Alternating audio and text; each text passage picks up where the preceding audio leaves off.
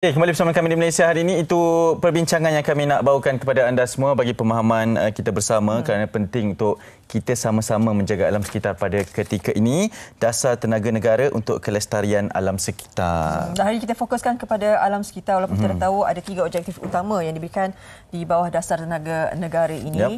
Kita nak terus bersama dengan Profesor Madya Dr. Haliza Abdul Rahman, merupakan pensyarah Governance Persekitaran dan Sains Kelestarian Jabatan Kesihatan Persekitaran dan Pekerjaan Fakulti Perubatan dan Sains Kesihatan UPM. Assalamualaikum Doktor. Selamat pagi. Selamat pagi.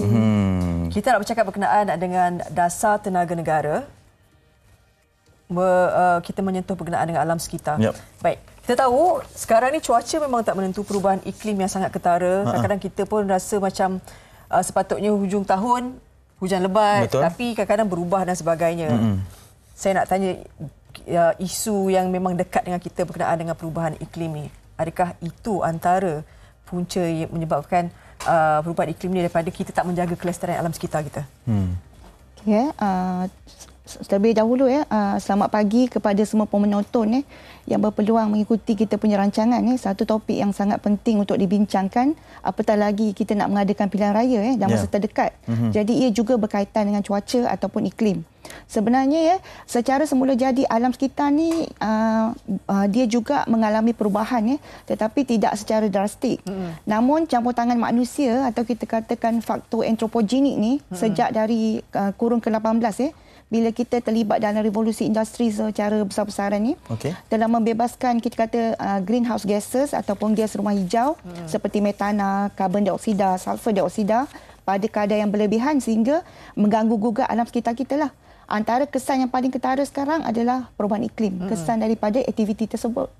Itu antara punyalah disebabkan kesan daripada kita tak menjaga alam sekitar. Sebab kita, saya rasa pendedahan ataupun orang tak sedar lagi. Mungkin rasa macam cerita lah tak penting pun. Yang penting sekarang pembangunan dan sebagainya. Betul. Dan dia rasa apa yang kita buat ni takkan berikan impact pun pada alam sekitar sebab ni hanya komponen yang kecil kan. Tapi itulah penting perbincangan sebegini.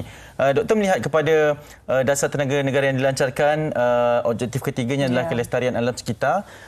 Dan sekarang ini juga ada satu aspirasi negara rendah karbon 2040. Ini mungkin sesuatu yang perlu kita beritahu kepada orang juga bagaimana nak menjayakan aspirasi tersebut, Doktor?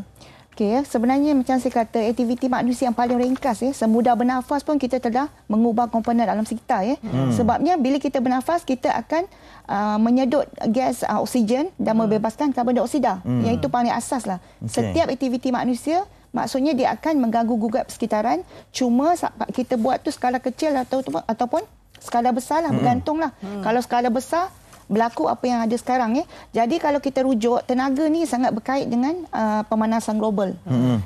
Sebabnya kenapa? Sebab seluruh dunia sekarang ni kebanyakannya menggunakan bahan api fosil seperti petrol, gas asli, arang batu untuk kita dapatkan bekalan tenaga elektrik. Jadi sebab tu sekarang kita dengar di serata dunia pihak-pihak tertentu macam UNEP, WHO ke BBB dan sebagainya, dia memfokus kepada tenaga yang boleh diperbaharui ataupun renewable energy.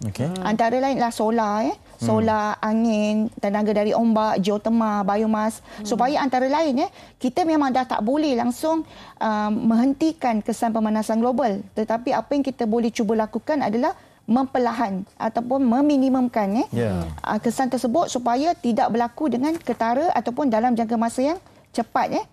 Itu sebab saya rasa Perdana Menteri dia sangat prihatin dan kita kata kerajaan kita juga boleh kita katakan sangat prihatin lah dalam isu-isu alam sekitar ni. Jadi pelancaran ataupun pewartaan dasar tenaga negara ni 2022-2040 ni sangat tepat lah pada masanya dalam usaha Malaysia. Sebenarnya Malaysia pada tahun 2030 nanti kita target kita akan kurangkan lebih kurang 45% pengeluaran karbon kita. Jadi ini ada kaitan jugalah dengan dasar tenaga yang tadilah. Okey. Doktor, bila kita cakap tadi doktor ada menyentuh berkenaan dengan teknologi hijau kan. Mungkin kesedaran orang ramai itu masih lagi tidak menyeluruh. Ada segelintir yang melihat bahawa dengan menjaga alam sekitar ni akan meneruskan lagi kelangsungan generasi yang akan datang. Pembangunan akan lebih baik dan sebagainya. Tapi ini antara individu yang saya rasa kesedarannya cukup tinggi. Betul. Sampaikan dia mengusahakan satu kalau rumah tu semuanya menggunakan tenaga solar. Ya, betul. Jadi kita okey, kita nak saksikan terlebih dahulu bingkisan yang disediakan ini. Jom. Okey, ini satu contoh yang sangat membuka minda kita dalam perkongsian yang kita ingin bawakan berkenaan dasar tenaga negara kelestarian alam sekitar ini, dan itu contoh yang tak semua orang boleh buat tapi telah pun dibuktikan bahawa ianya adalah boleh dilakukanlah untuk mengurangkan kesan daripada inilah apa yang kita buat tu, karbon dan sebagainya, pelepasan karbon dan sebagainya. Okey. Dan kita ada nak tanya dengan doktor, okey, pemahaman dia kalau kita guna solar tu kena daripada sumber cahaya. Betul. Matahari. Kan kadang-kadang kita punya macam akhir tahun ni kan hujan, musim hujan dan sebagainya. Kadang-kadang tak ada matahari seminggu. Bagaimana pula? Kadang orang cakap, betul macam mana pula nak ada dapat tenaga? Okay, kita tahu setiap benda tu dia punya kebaikan dan juga keburukan. Macam juga solar. Okay? Solar oleh kerana kita macam Encik Abul tu cakap, kita berada di kawasan tropika. Jadi memang kita mendapat cahaya matahari sepanjang tahun. Okay. Tak ada masalah yang tu. Lepas tu solar juga tu tenaga yang boleh diperbarui. Maksudnya dia tak akan habis. Kalau minyak bila dah habis stok ataupun arang batu kita akan habis. Itu satu. Yang ketiga, solar juga adalah kategori yang kita katakan murah. Kita tak perlu macam nak gerudi lah untuk dapatkan minyak dan sebagainya.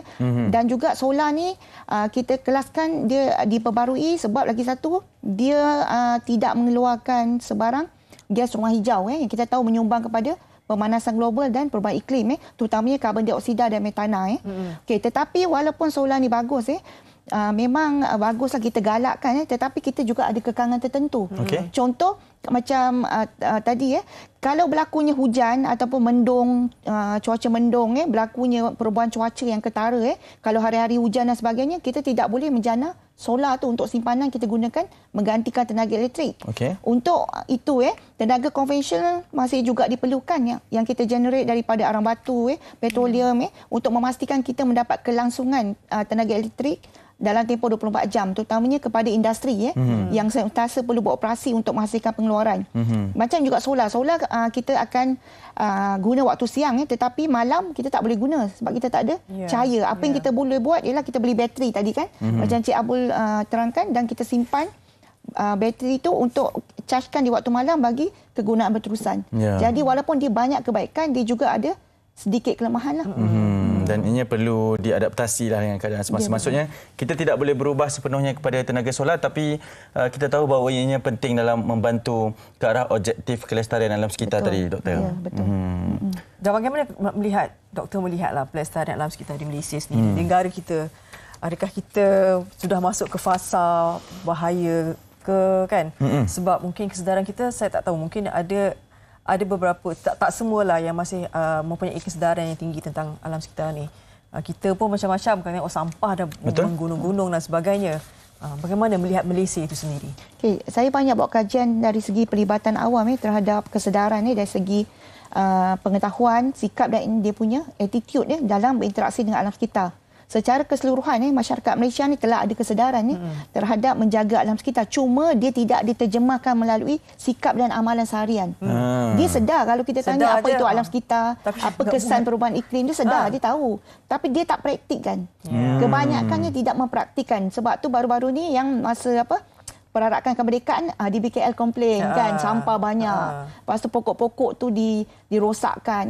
Dia sedar tapi dia tidak diterjemahkan secara lazim melalui tindakan seharian. Yang itulah. Tapi overall kalau kerajaan kita nampak telah ada kesedaran lah. Bermula dari rancangan Malaysia ketiga dan sekarang rancangan Malaysia ke-13. So kerajaan telah banyak membuat penambahbaikan lah. Contoh dasar-dasar macam dasar tadi, dasar tenaga, dasar biodiversity, dasar alam sekitar negara, dan dilaksanakan oleh agensi di bawah kerajaan macam Jabatan Alam Sekitar dan sebagainya. Cabaran kita adalah menyedarkan masyarakat sendiri. Pelaksanaan tersebutlah. Okey, apa langkah pertama yang boleh kita lakukan? Sebab kesedaran tu dah ada. Doktor, orang ramai yang menyaksikan kita ni. Perlu ada penguatkuasaan lagi yang kuat ke? Kalau macam mana? Okey, bagi saya penguatkuasaan tak berkesan sebenarnya. Kita tidak boleh selamanya menghukum orang kan untuk berubah. Jadi apa yang kita perlu adalah melalui pendidikan lah, sama ada informal ataupun informal. Formal macam biasalah di sekolah. Tapi yang kita nak praktikan di sini lah informal, di mana keluarga lebih berperanan.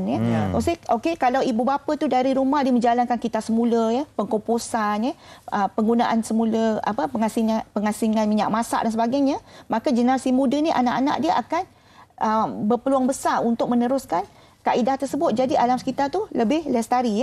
Jadi sedar saja tak cukup, kita kena praktikkan semudah mengamalkan kita semula. Kita asingkan, kita pergi mana-mana tong dah ada kan, warna oranye, warna hijau. Jadi kita cuma gerakkan kita punya attitude dengan membuang sampah tu pada tong yang betul. Itu paling asas lah. Semudah kan kita jumpa banyak tong. Tong kita semula di merata-rata. Jangan salah pilih warna lah. Ya, kan? Itu pun penting juga.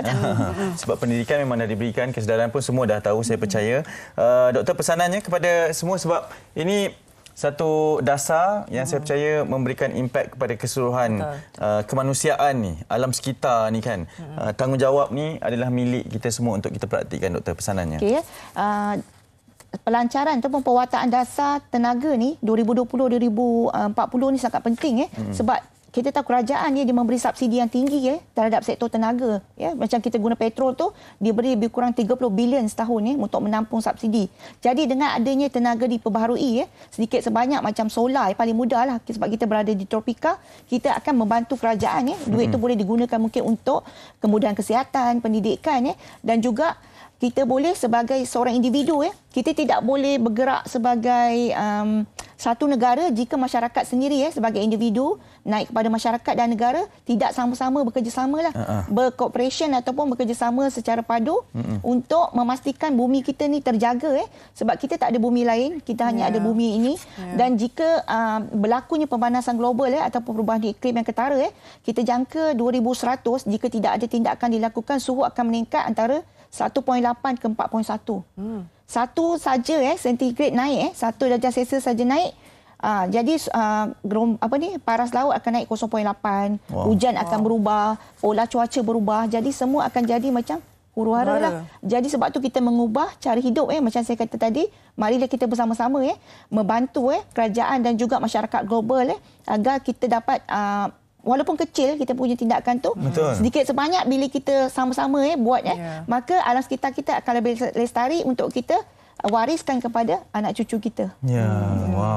Dasarnya yang sangat hebat sudah ada, cuma kita perlu menjadi sebuah sistem sokongan yang padulah untuk kita merealisasikan lagi impian kita, objektif kita untuk generasi yang akan datang. Kita sendiri walaupun sekarang pun dah huru-hara juga, kan, dengan iklim yang tak menentu, sekejap banjir, sekejap ni dan sebagainya. Betul, dan semuanya bermula dari kita sendiri, dari rumah dan juga pendidikan itu. Bayangkan macam ni je, kita nak sediakan satu tempat tinggal yang baik bagi generasi anak-anak kita ni, untuk mereka tinggalkan juga tempat ataupun rumah yang baik kepada generasi yang berikutnya. Doktor, terima kasih banyak. Dan bersama kita Profesor Madya Dr. Haliza Abdul Rahman dari, saya ringkaskan Fakulti Perubatan dan Sains Kesihatan UPM bersama kita pada pagi ini.